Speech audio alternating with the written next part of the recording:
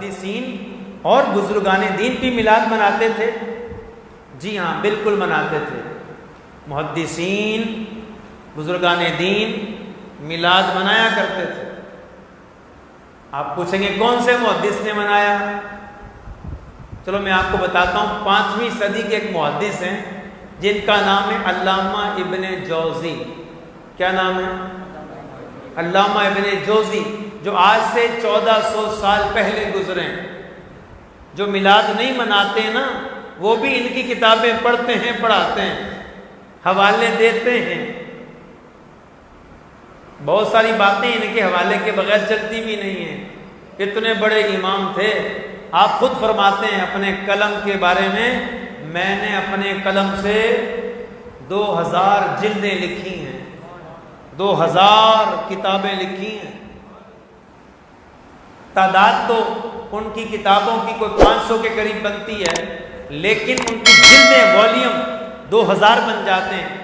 اتنی کتابیں لکھی علامہ ابن جوزی رحمۃ اللہ علیہ نے۔ کوئی اگر پڑھنا چاہے، زندگی گزر جائے، انہی کی کتابیں پوری نہ ہوں۔ آپ جس قلم سے کتاب لکھتے تھے تو پہلے جو قلم بنتے تھے نا، وہ کانا، سرکنڈا، کیا بولتے ہیں آپ لوگ؟ کچھ اور بھی بولتے ہیں۔ ارے جس سے چک بنتی ہے، چک سمجھتے ہیں؟ سرکنڈا، کانا، اور بھی جو بولنے آپ نام آپ کو آتا ہو، اس سے قلم بنائے کرتے تھے۔ تختیاں لکھی جاتی تھی پہلے، بڑی عمر کے لوگ بیٹھے ان کو پتہ ہے۔ تو وہ جو تختی جس قلم سے لکھتے ہیں، وہ انک کے اندر روشنائی میں ڈبو ڈبو کے لکھا کرتے تھے، اور وہ جو اس کی نوک ختم ہو جاتی تھی، نب، پھر دوبارہ نب بناتے تھے چاقو سے، اس کو کاٹتے تھے، وہ تراشے جمع ہو جاتے تھے۔ علامہ ابن جوزی نے چونکہ ساری زندگی قرآن و سنت لکھی، حضور کی حدیثیں لکھی، اللہ والوں کی باتیں لکھی، تو جو آپ کے قلم سے تراشے جمع ہوتے رہتے تھے نا، وہ اتنے سارے جمع ہو گئے تھے۔ آپ نے فرمایا تھا، وصیت کی تھی، مجھے غسل دیا جائے نا، وہ سارے تراشے، ان سے آگ جلائی جائے، اس پہ پانی گرم کر کے اس پانی سے مجھے غسل دیا جائے۔ تو علامہ ابن جوزی بہت بڑے اپنے وقت کے امام ہیں، بہت بڑے امام ہیں، اور بہت بڑے محدث ہیں۔ اتنے بڑے محدث ہیں کہ بخاری و مسلم کی حدیثوں پہ بھی حضرت نے آبجیکشن لگا دیے تھے۔ 300 سال تک علماء نے جوابات نہیں دیے ان سوالات کے، یعنی مضبوط کر کے جوابات نہیں دیے، یا تفصیل کے ساتھ جوابات نہیں دیے۔ 300 سال۔ پھر 300 سال کے بعد ایک عالم پیدا ہوئے، ان کا نام ہے علامہ جلال الدین سیوطی شافعی رحمۃ اللہ علیہ۔ علامہ سیوطی، انہیں نبی پاک علیہ السلام نے خود فرمایا تھا، اے سیوطی تم شیخ الحدیث ہو۔ جاگتے ہوئے سر کی آنکھوں سے 75 مرتبہ نبی پاک علیہ السلام کا دیدار کیا ہے علامہ سیوطی نے۔ تو 300 سال کے بعد علامہ جوزی کے اعتراضات اور آبجیکشن جو تھے، ان کا جواب دیا علامہ سیوطی نے۔ دونوں بڑے بڑے محدث ہیں۔ علامہ ابن جوزی 5ویں صدی کے مجدد، اور علامہ سیوطی 9ویں صدی کے مجدد، اور دونوں محدث، چوٹی کے محدث، حدیث والے۔ ایک شافعی، ایک حنبلی۔ علامہ ابن جوزی بڑے سخت تھے حدیث کے معاملے میں، کوئی رعایت نہیں کرتے تھے کسی کی، لیکن میلاد کے موضوع پہ پوری کتاب لکھی ہے آپ نے۔ میلاد کے موضوع پہ پوری کتاب لکھی ہے علامہ ابن جوزی نے، اور اس کتاب میں لکھا کہ صرف ہم ہی نہیں، مشرق و مغرب میں جہاں مسلمان ممالک ہیں، سب حضور کا میلاد مناتے ہیں، اور یہ مسلمانوں کا طریقہ ہے حضور کا میلاد منانا۔ آپ بتائیں 300 سال تک جس کے سوالوں کے جوابات کوئی دینے والا عالم پیدا نہ ہوا ہو، کتنا بڑا عالم ہوگا وہ، اور پھر جس نے اس کے جوابات دیے وہ کتنا بڑا عالم ہوگا۔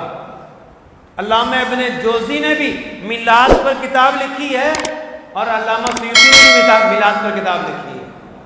تو یہ محدثین نے کتابیں لکھی ہیں۔ حافظ ابن کثیر بہت بڑے عالم تھے، 1,00,000 سے زیادہ حدیثوں کے حافظ تھے حافظ ابن کثیر۔ تفسیر ابن کثیر ان کی کتاب ہے، اور مشہور کتاب البدایہ والنہایہ ہے۔ ان کو وہ لوگ زیادہ مانتے ہیں جو میلاد کو نہیں مانتے۔ تو حافظ ابن کثیر نے بھی میلاد پر پوری کتاب لکھی ہے۔ یہ محدثین بھی میلاد منایا کرتے تھے، کتابیں لکھا کرتے تھے، اور جس طرح ان کے دور میں میلاد ہوتی تھی اس کو بھی بیان کیا۔ اور میلاد میں ہوتا کیا ہے؟ میں نے پچھلے درس میں سوالات کے سیشن میں یہ بتایا تھا کہ میلاد کیا ہوتی ہے۔ نبی پاک علیہ السلام کی ولادت کے واقعات کا ذکر کرنا، دنیا میں آنے کو بیان کرنا، پھر حضور کی سیرت کو بیان کرنا، حضور کے اخلاق کو بیان کرنا، قرآن و سنت کو بیان کرنا، نعتیں پڑھنا، سلام پڑھنا، لنگر کرنا، کھانا کھلانا، دعا مانگنا، ذکر کرنا، یہی تو میلاد ہے۔ ہم بیان کر دیتے ہیں، محدثین نے کتابوں میں لکھ دیا، انہوں نے بھی میلاد منایا۔ شاہ عبدالعزیز محدث دہلوی ہوں، وہ بھی میلاد مناتے تھے۔ شاہ ولی اللہ محدث دہلوی آپ فرماتے ہیں میں 12 ربیع الاول کے دن اس جگہ پہ گیا جہاں نبی پاک علیہ السلام مکے میں پیدا ہوئے۔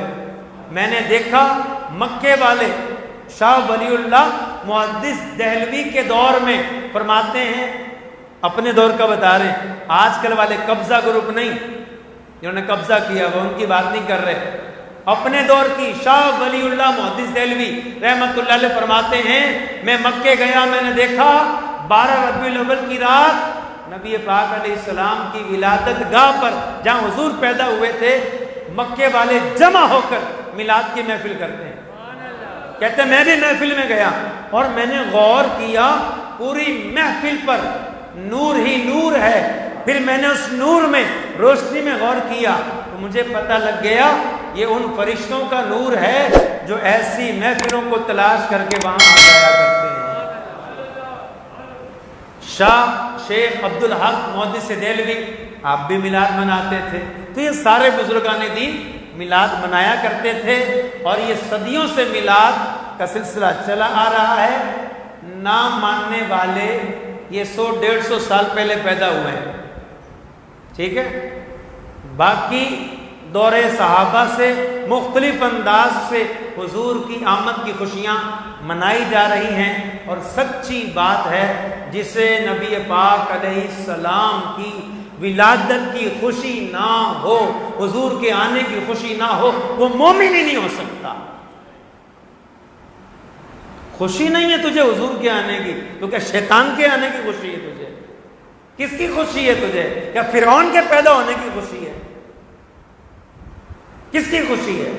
مومن کو ہو ہی نہیں سکتا کہ نبی پاک علیہ السلام کے دنیا میں تشریف لانے کی خوشی نہ ہو، اور خوشی کا بندہ اظہار کرتا ہے نا، بلکہ خوشی کا تو اظہار کرنے کا حکم ہے۔ اللہ تعالیٰ فرماتا ہے قُلْ بِفَضْلِ اللَّهِ وَبِرَحْمَتِهِ فَبِذَلِكَ فَلْيَفْرَحُوا هُوَ خَيْرٌ مِّمَّا يَجْمَعُونَ۔